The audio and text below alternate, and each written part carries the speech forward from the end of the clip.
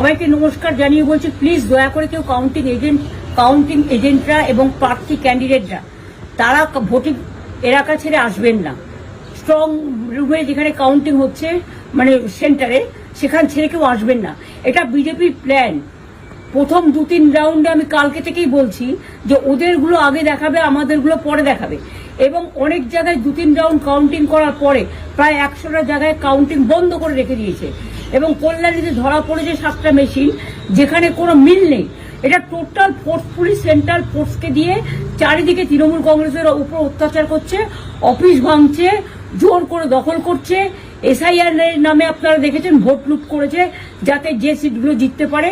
কিন্তু এখনো এমন 70টা সিট আছে, 100টা সিট আছে যেগুলো আমরা এগিয়ে আছি, সেগুলো বলছে না।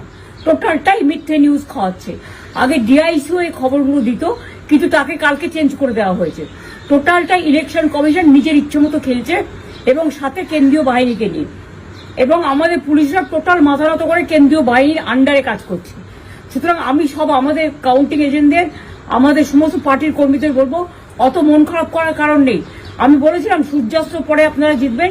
3 রাউন্ড 4 রাউন্ড কাউন্ট হলেও এটা 14 রাউন্ড থেকে 18 রাউন্ড কাউন্ট হয়, তখন আপনারা জিতবেন। Wait and see, watch.